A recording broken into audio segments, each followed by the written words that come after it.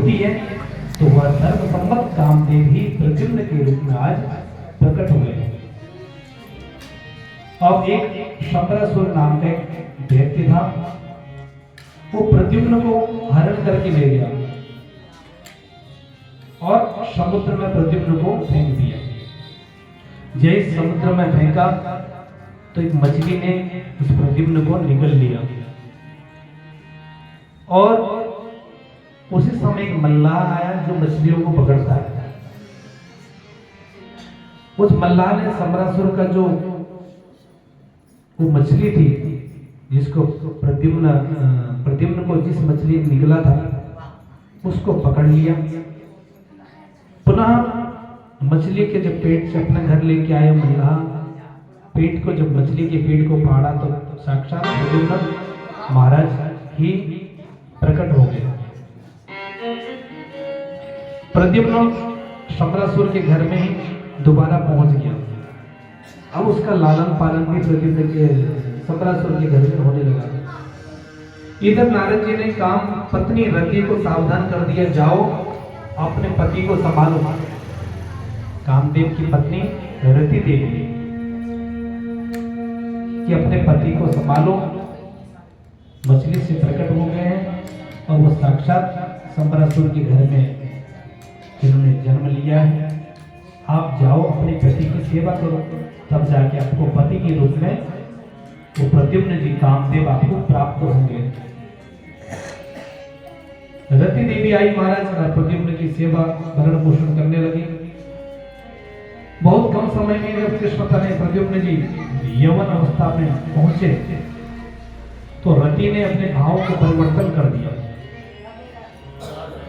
तो प्रद्युम्न जी बोलते हैं, देवी तुम तो मेरा मातृभाव से लालन पालन कर रहे हो और दूसरी ओर तुम्हारी दृष्टि भी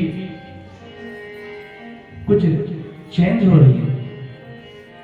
तब रति ने पूरी कहानी भगवान को प्रद्युम्न कामदेव जी को सुनाई। भगवान नारायण सुत संवरेण हतो गृणा अहं ते धिकृता पत्नी रति कामो भवान प्रभु। अरे आप तो साक्षात द्वारकाधीश के पुत्र हो। शंबरासुर तो आपका सबसे बड़ा दुश्मन है। मैं तो आपकी जन्म जन्म की पत्नी रति हूं और आप मेरे पति कामदेव हो। प्रद्युम्न महाराज को जैसे ये पता लगा, प्रद्युम्न महाराज बहुत मोर हो गए, साक्षात कामदेव के रूप में प्रकट हुए। रति पति के रूप में कामदेव जी की सेवा करने लगी।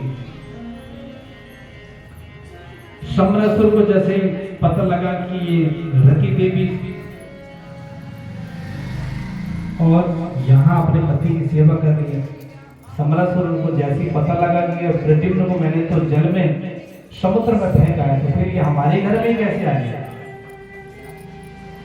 शंबरासुर बड़ा लाल पीला हो गया, वाला कहां पर गया, ये तो मेरा काल बनने वाला है। अब उस कामदेव में और शंबरासुर में भयंकर युद्ध छिड़ा। शंबरासुर का अंत में उस कामदेव ने पराजित किया। तो इधर उसके बाद प्रद्युम्न रति के साथ अपने द्वारिका को पहुंचे और द्वारिका में खूब आनंद से रहने लगे। रुक्मणी जी के आनंद का तो पारावार ही नहीं रहा। पुत्र पैदा होते ही खो गया था और जब मिला भी तो सीधा बहू के साथ मिला। प्रद्युम्न का खूब स्वागत द्वारका में किया गया। सुखदेव जी बोलते हैं, परीक्षित प्रभु के और भी जो विवाह हुए वो कैसे संपन्न हुए उसके बारे में आप मुझे बताएं। तब जाके सुखदेव जी महाराज परीक्षित को जो दूसरा विवाह हुआ उसके बारे में बताते हैं। शत्राजीत का नाम का एक राजा था जिसके पास संयंत नामक एक चमचमाती हुई मणि थी और वो मणि ऐसी थी जो 8 बार सोना नित्य देती थी। कुछ यदुवंशियों ने यह मणि भगवान के लिए मांगी है, लेकिन सत्राजित ने मना कर दिया कि मणि नहीं देंगे, किसी के लिए नहीं है, मणि तो मैंने अपने लिए रखी। तो सत्राजित ने मना कर दिया। जब इसका छोटा भाई उस मणि को गले में धारण करके शिकार करने गया तो शेर के हाथों वो सत्राजित का भाई मारा गया। सत्राजित का भाई जब घर लौटकर नहीं आया तो सत्राजित ने समझा कि कृष्ण ने ही मेरे भाई को मार दिया और कृष्ण मेरे भाई का हथियारा है। सत्राजित ने अपनी पत्नी से कहा, देवी मुझे तो पूरी शंका है, वो कृष्ण ही मेरे भाई को मार करके मणि ले गया होगा, कोई इसका रहस्य पता करो। सत्राजित ने अपने पत्नी से जैसे मन ही मन कहा कि कन्हैया ही मेरे भाई को मारकर मणि ले गया होगा, ऐसा मुझे प्रतीत हो रहा है। सत्राजित ने अपने पत्नी से कहा, लेकिन पत्नियों के मन में कोई बात रहती नहीं है। पत्नी ने अपनी सखी सहेलियों से कह दिया। धीरे धीरे कहते कहते वो बात पूरे नगर में पता लग गई कि कृष्ण ने ही मणि चोरी है। अब कृष्ण तो हाथ भूला हो गया, महाराज चोरी मैंने करी नहीं और चोरी की सारी बात मेरे ऊपर आ रही है। कृष्ण ने सोचा मन ही मन कि कुछ तो उपाय करना ही पड़ेगा, चोरी का तो लांछन लगी गया है, तो क्यों ना इसको साकार रूप में करूं। आज कन्हैया उस जो मणि थी उसको लेने के लिए पहुंचे, मणि की खोज करने के लिए निकले। चलते चलते महाराज सत्राजित का भाई जो प्रचेन था वो रास्ते में कन्हैया को मारा हुआ प्राप्त हुआ। तो किसी और ने मारा था। कन्हैया आज जंगल में पहुंचे। सत्राजित का भाई प्रचेन उसको जब मरा हुआ दिखा तो जैसे जैसे आगे पद चिन्ह दिख रहे थे, कन्हैया भी उन पद चिन्हों पर आगे चलते गए तो आगे जामवंत जी की गुफा पड़ी। उस गुफा में जामवंत जी और जामवंत जी की बेटी जामवती। जामवंत जी जब मणि के साथ खेल रहे थे तो मणि को देखते ही प्रभु प्रसन्न हो गए। ये सत्रासेन के पास जो मणि थी यही मणि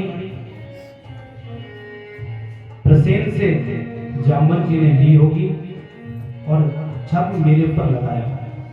तो ठाकुर जी ने जैसे ही देखा जामवंत जी तुरंत गुफा में पहुंच गए ठाकुर जी, और वो मणि ठाकुर जी ने जामवंत जी से ले ली। जामवंत जी कह रहे महाराज कहाँ जा रहे हो बिना पूछे, पहले पूछो तो सही किसके घर में कि जाना है, किसके घर में नहीं जाना है, आप बिना पूछे चले जा रहे हैं। जैसे जामवंत जी ने ये कन्हैया से कहा, कन्हैया कह रहे हैं मुझे अनुमति लेने की आज्ञा नहीं है। और जामवंत जी और कन्हैया के बीच में खूब कहा सुनी हुई। जब मणि ठाकुर जी को नहीं दी तो ठाकुर जी ने एक हाथ से घूसा मारा और जामवंत जी को धराशायी कर दिया। रुक्मणी इस जामवती इस भेद को देख रही थी कि द्वारिकाधीश आए और उन्होंने पिताजी को साथ खूब युद्ध किया। ऐसा भयानक युद्ध हुआ महाराज 27 दिन तक जामवंत जी के बीच में और ठाकुर जी के बीच में युद्ध हुआ। कभी जामवंत जी जीत जाते, कभी ठाकुर जी हार जाते, कब ठाकुर जी जीतते तो जामवंत जी हार जाते। इस प्रकार से जब द्वंद्व युद्ध चला तो 28वें दिन भगवान ने जब जामवंत जी को हरा दिया तो जामवंत जी को उठाकर जब पटक दिया और छाती पर चढ़ गए, जामवंत जी की जब धराशायी कर दिया तो जामवंत जी बोले महाराज बस करो, मैं पहचान गया आप कोई और नहीं है, आप साक्षात द्वारिका के धीश हैं, कन्हैया हैं। और यहाँ कैसे आना हुआ आपका, आप तो द्वारिका में रहते तो वन गुफाओं में कैसे आना हुआ। भगवान ने कहा कि मणि चोरी का जो छर्म मेरे ऊपर लगा, उस मणि की ढूंढ में ही मैं यहाँ आया, और जो मणि तुम्हारे पास है वो मणि को मुझे दे दीजिए।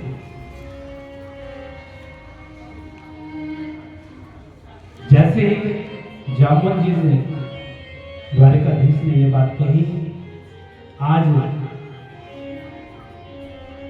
जामवंत जी ने कहा ये मणि तो मैंने अपनी पुत्री को दे दी, जामवती को, अब आपको मणि चाहिए तो पहले मेरी पुत्री से विवाह करना पड़ेगा, तब जाके ये मणि आपको प्राप्त हो सकती है। तो इस प्रकार से जामवती के साथ दूसरा विवाह ठाकुर जी का संपन्न हुआ। बोलो बांके बिहारी लाल की जय। धीरे धीरे महाराज आगे समय व्यतीत हुआ, आगे ठाकुर जी का तीसरा विवाह सत्यभामा जी के साथ हुआ। 17 दिन जब लज्जित हुआ